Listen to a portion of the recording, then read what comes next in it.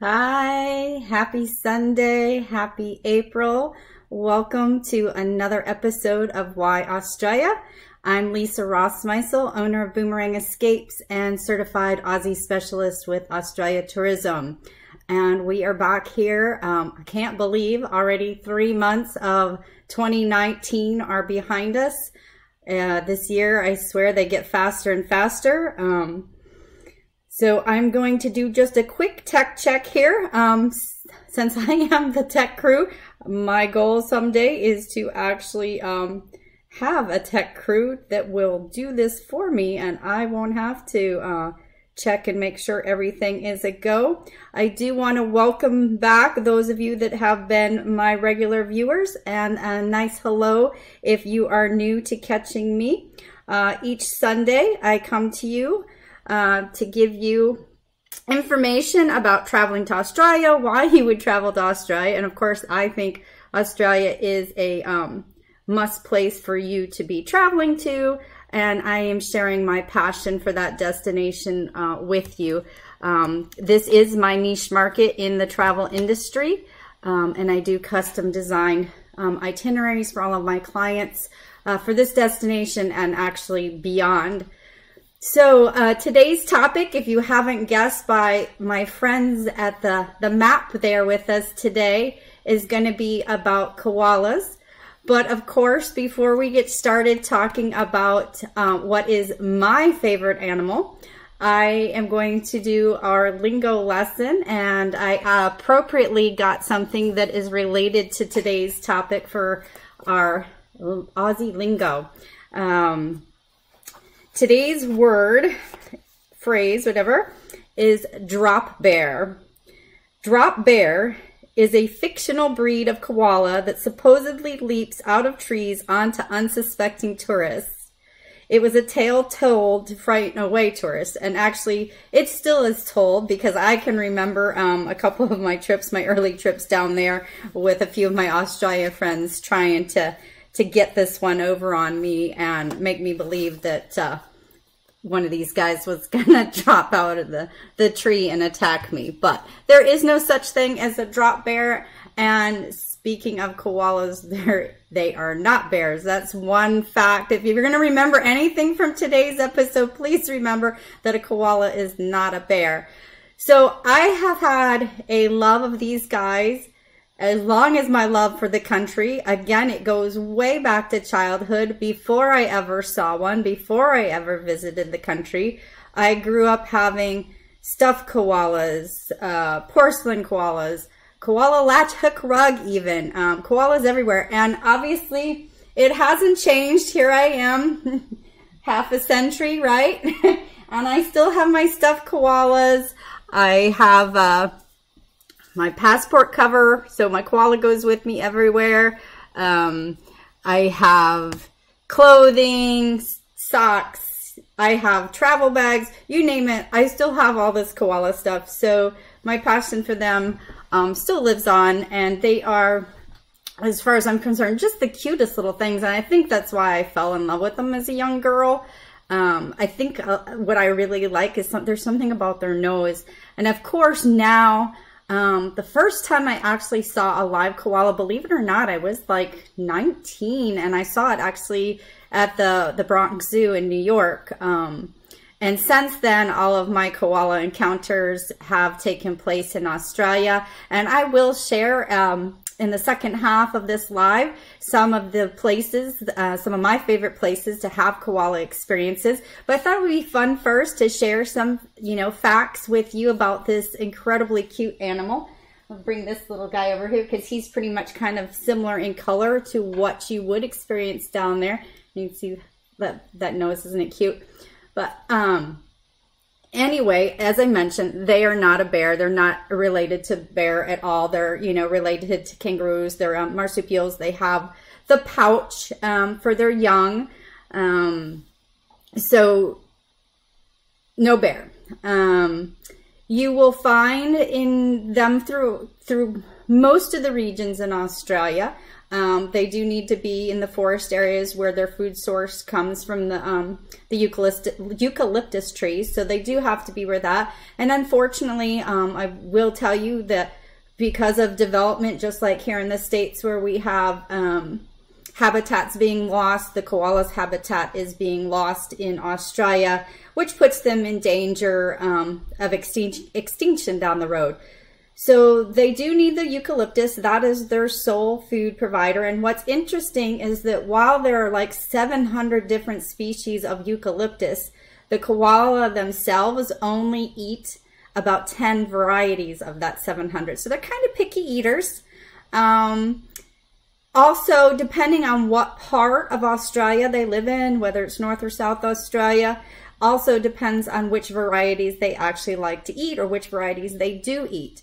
And you will notice if you do have the opportunity to visit different parts of Australia, which of course I highly recommend because every region has its own life to bring to you and experiences, but the koalas will differ by region because of the weather. So you will find that a South Australia koala, like say Victoria, where they get the colder winters, are going to have fluffier, they're going to be fluffier fur, longer hair in the ears. And that again is to protect them from the weather, the elements, where the northern koalas, where it's up in the tropics, their coats aren't as thick and heavy as those in the south. Also, interestingly enough, with their time in eating the eucalyptus, the oils blend together and actually help act as a bug repellent for them. That's what I'm trying to get out. Act as a bug repellent for them. So the food is double duty for them. Of course, we've got the males and the females. None of these stuffed animals represent it. I do have a book here. I want to just find a picture of a male, because one of the things that the male has is in his chest here. You'll see a darker mark usually, and that's his scent gland. Oh, I know there was a picture in this book. This is a nice book. One thing I didn't mention, I was talking about their habitat, is Boomerang Escapes as a company does support koala conservation. We have actually adopted several koalas now over the year. It's been a habit of ours to adopt a new koala each year that the business has been open, and I do it from Save the Koala Foundation, and this book here is a gift that I received from them for my donations. So we can kind of see it on this guy right here. If you look at his chest right here, kind of where I'm pointing, you see that dark spot. So that's his scent glands. And kind of similar to other animals, he will rub that on the trees that are part of his territory. So he marks his territory. The koalas are territorial animals. So as you also saw there with his mouth wide open, they do make noises. A male one will do like a bellow or a grunt. And again, a lot of times that's really to warn off another koala that's his ground that you've come on, get out. They will fight. They will fight like any other animal does for their territory. So they can have, the male koalas can have scars from their battles. The female koalas also make sounds as well, but theirs are cuter, a little softer, kind of strange. And then the joeys are what we call the baby koalas. They make kind of a squeak or click sound. So they all do make sounds, and it's kind of interesting to actually hear them do it. And especially if you're out in the bush at night, you can hear their sounds. But very cool. One thing to know, so the male does guard the territory, and the male will, impregnate the female. But after he's done that, that's his duty. He pretty much is out of the picture. Mom does all the raising of the joey. So that joey will start out like the size of a pea, maybe just like this little tiny pea size inside the pouch, like a jelly bean, like the size of a jelly bean. And it will grow and stay inside that pouch for at least 6 months before it ventures out. After that, it will still stay around the mom for another 6 months or more. It still depends on mom for that first year. While it's in the pouch, it is suckling on the mother's teats.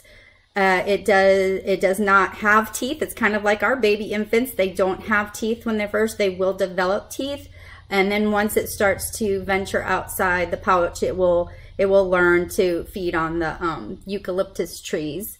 And again, like I said, the mom does, you know, the work of raising it. Where was I getting here? And she will watch it up to, like I was saying, so it's 6 months in, another 6 months where it starts to come out, but it still goes back. But she will watch them up to 2 years before she kind of gives the heave-ho to get out of the nest. I'm just checking. Of course, if you have any questions, comments about the koala, feel free to drop it in the comments below. If I don't happen to catch it on my other device today, I will go back and answer any questions for you. So it's pretty cool here. So let's talk about actually getting to experience the koala, because as you know, probably one of the biggest draws for Australia are her animals. The koala being very well known, and probably, you know, right up there with that is probably the kangaroo. So most people, when they come to Australia, want to have it. I have, being that this is something I love, just about every visit I go includes a koala experience. Not always, but just about. So there's several great opportunities and different ways to experience it, so we can always fit it in somehow. You should just be aware that there's different laws between the states and territories as to how much contact can be made with the koala. There really are only 2 territories left, or states left, the South Australia and Queensland, that still allow what we call the cuddle experience, and that's where the koala will actually be placed in, you know, they'll place it in your hands and you'll hold it, and you can get a photo opportunity if you want. Most of the other locations, you'll visit an animal area. If you're going to have an koala in-person encounter, the koala will be up in his perch, or they'll have a perch for it, and you'll be able to go and maybe like lay your hands on it, you know, do a selfie, that kind of thing. And then of course there's just the straight up and going and spotting these guys in the wild. And let me tell you, it's not easy. I've done it. I've done that experience on Kangaroo Island, where we went koala spotting, because they go way up high. And of course, like you saw with this guy, with this fur, this color of this fur, it kind of camouflages with the bark on the tree. So they're not easy to spot. You don't really want to see them down on the ground. If they're down on the ground, that usually signifies that they're in some state of distress, maybe water shortage, got kicked out of their area. And of course, you don't want to approach them. They do have, you know, as cuddly as they are, they can be dangerous because of their claws, and, you know, they're not domesticated animals. But, so experiences, so you have 3 ways. You have the cuddle, you have the pat, photo op, and you can go spot them in the wild. Some of my favorite places to do the spotting in the wild would be, of course, Kangaroo Island. Kangaroo Island is a great place to get a variety of wildlife experiences, not just the koala. You can see echidna, the seals, sea lions, kangaroos, wallabies, the list goes on. But it's a great way to really experience the wildlife as it is meant to be in its own habitat, without actually hands-on with the animals. You can also go out with one of my favorite people, Janine Duffy, with Echidna Walkabout in Victoria outside of Melbourne, and do a tour there. And they go koala spotting, and she has done so much research and come up with all these great fun facts, like the nose we were talking about, that every koala actually has a different nose print, and things like that. So she's a wealth of knowledge on that, and that's a great experience to go out in the wild to see the koalas. South Australia also, though, is one of the places you can cuddle. There's a nice zoo called Cleland Wildlife Park outside of Adelaide, very easy to get to. And you can pop up there and have some different feeding. Feed the wallaby, feed the kangaroo, see the emu, hold the koalas, bird life, lots of things there for the animals. And then also Hamilton Island, which we've talked about in some of the earlier episodes this year, does have the Wildlife Center on there, and they have a koala breakfast where you can hold the koala after the breakfast and get your photo shoot and also see other animals as well. If you go, if you're in Sydney and you're only doing Sydney, Sydney's got the zoos. At the zoo, you're going to do that photo op with the pat and the selfie. They have specific times for that you can do that, but you still get your wildlife experience. You can do a day trip outside of Sydney. They'll be a little more interactive. Go out to the Blue Mountains. And again, it'll be one of the where you get up close, but you won't hold it, but you will interact with some of the animals that you will be able to feed. If you go farther north in Queensland, which Hamilton Island is part of Queensland, but if you go up to, say, Cairns, you're doing a Great Barrier Reef experience and, say, the Daintree Rainforest. While you're in the Daintree Rainforest, there's an experience we can set up there for you, which does have the koala cuddle. So there's lots of opportunities throughout Australia, throughout her various states to experience this cute guy. One of the things I love, again, we were talking about that eucalyptus and the oils in the beginning, is they actually smell like eucalyptus. I mean, I'm hard pressed to when they have to take it back from me. I really hate to give it back, because to me it's almost like holding, like when you hold that new baby and you know there's the new baby smell. To me, that's kind of how this eucalyptus scent is. And I keep eucalyptus in the house anyway, and I buy that eucalyptus stress relief stuff from Bath and Body Works. So I just really love that scent to begin with. So that kind of sums it up. There's so many more facts I could share. We probably could do a whole nother episode on more fun facts about koalas, which I may do down the road. But today I just wanted to touch base on this favorite iconic animal of Australia. And if you need to have a visit set up for down there, please consider calling us. We now have a second Aussie specialist on board, so there are now 2 of us that are certified with Australia Tourism, myself and Julie Craig. You will see Julie Craig's profile highlighted this month in our weekly newsletter. So if you are not receiving the weekly newsletter and you would like to be added, please just drop me a line, or you can email me at lisa@boomerangescapes.com. I'd be happy. Again, any questions, feel free to email me, drop it in the comments below. I look forward to seeing you next Sunday. Take care and enjoy this beautiful weather. All right.